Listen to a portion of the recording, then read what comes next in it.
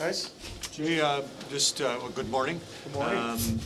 What's kind of your sense, having driven down or flown here, and the morning has begun and the Battle of Alberta is set to go? It seems like the hype's been going on longer than a couple of days. Are you looking forward to getting on the ice? Yeah, I think so. I think we're excited for a new task, a new challenge, and it's one that we're going to attack with aggressive precision. Does the coach get nervous as a player would get nervous before a series? No, I don't think so. I think your confidence comes from your preparation, no different than a player. And we've done a lot of work to make sure that we're ready. All your players who were not on the ice yesterday will be playing this evening? How did Daryl put it yesterday? Something about it being the playoffs and the players who didn't skate are available, or don't ask. It's the playoffs about injuries or people who aren't playing. I think that's how he said it. I would say that anybody who didn't skate for us is an available player. Do you, you're doing tons of preparation and looking at film and all that. We're certainly tired of setting this series up, and it's only been a couple days. We're kind of looking forward to it starting. Do you run out of energy for preparation and want to get this thing going at some point? Yeah, I think we're excited to get her going. There wasn't a huge break in between series, so it feels like you're just picking up where you left off in the last series. As I said, it's a new task and new challenge, and we want to attack it with aggressive precision. But for us, most importantly, we want to be fast. We want to be the first mover. We want to put an emphasis on speed. For us, speed trumps perfection. This is a much bigger team than the one you played in the first round. It'll probably be tougher to control the front of your nets. Is that a coach's strategy thing or a players have to play harder thing? Well, I think there's things that we can do defensively and things that we can do offensively. And in the end, this is something that we talked about yesterday, was that I think the team that's going to come out on top is the one that's willing to pay the price and the one that's willing to do it harder and for longer. Is there something specific you look at or see in determining when you'll play McDavid and Draisaitl together as opposed to keeping them apart? No. I want to ask you. Hi, Peter. Hi, nice to see you. What's Dave Manson brought to this group? Not maybe just even on the ice, but a presence and how he's kind of helped that part of the game. Well, how did Connor and Leon put it the other? He said he's his ride or die. Dave's my ride or die guy. He is someone that I hired 4 years ago to be my assistant coach in Bakersfield. I put a lot of time and effort into finding the right person. And right off the bat, we clicked. He's somebody who I joke around with by calling him my left tackle, and it's not just because of how big he is, but it's because he takes care of my blind side. He puts out a lot of fires for me. And what I like about him is that he's somebody who his playing career speaks for itself.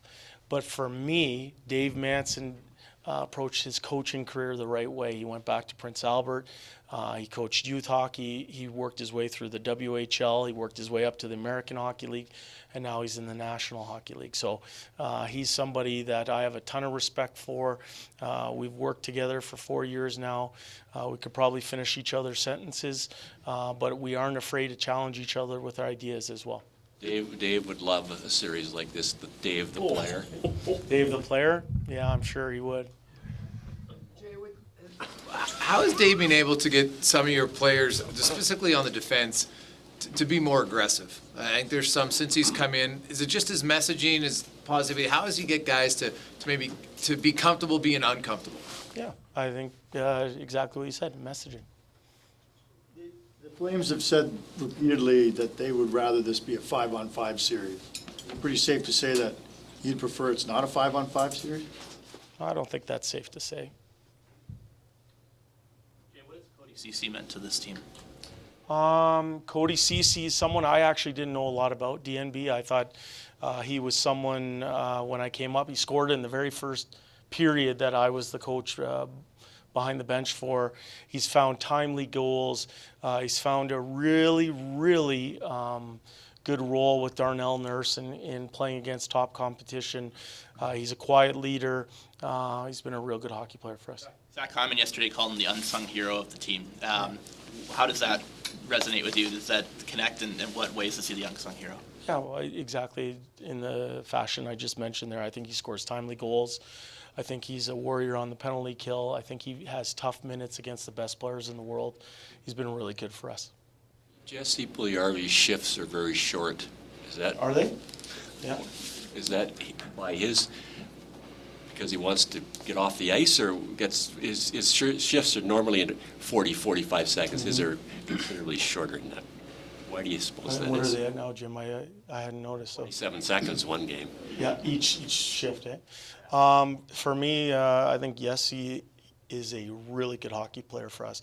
He's someone that has great size. He goes hard to the net, plays in straight lines. If you're asking about his shift length in the last game or two, that's a good question for him. Why? If Warren Fogle was going to get back in, I know you're probably expecting to use different guys at times. What do you need to see from him? Because down the stretch, he played really well for you. What wasn't there in the playoffs that you'd like to see when he gets back in? Well, I think Warren played the first 5 games of that series. We found ourselves down 3-2, and we made necessary adjustments that helped us win the series. And Warren ended up being someone that got taken out of the lineup. I don't think he did anything that was the culprit of why he got taken out. I think we went from 12 forwards down to 11 forwards, and he was the person that got taken out of the lineup. A great teammate, though. Great teammate. Someone who works very hard in practice, and should he be asked to go in tonight's game, he'll be ready. How different is the challenge the Flames presented in round 2 in comparison to the one the Kings did in round 1? Yeah, it's a new challenge, new task, completely different animal. Someone or a team that's at the top of the Pacific Division for a reason. They do a lot of things really well. We're going to have our hands full. What did you learn about yourself, or at least what did you learn from your first playoff series as a head coach? You don't know until you do it. Yeah, good. That's a good question, Pierre.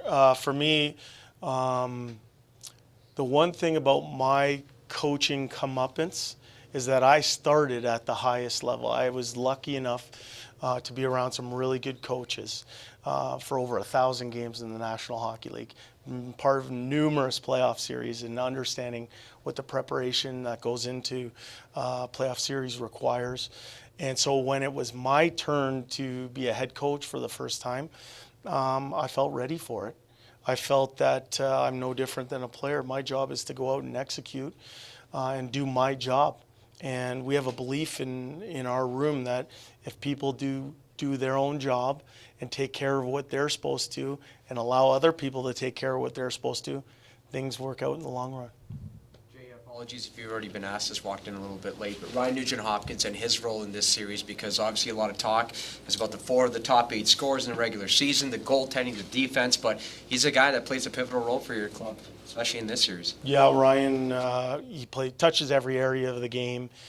Somebody who is a real threat shorthanded. He's a threat on the power play. He plays big minutes 5-on-5. I think, and I've said this before, he's someone who makes other people around him better. And so he's going to have a big impact for us on this series. Do you expect that line, Jay? You really relied on them heavily on static defensive zone starts by a significant margin with Archibald, Ryan, and Nugent-Hopkins. Yeah, they were a good line for us, yeah.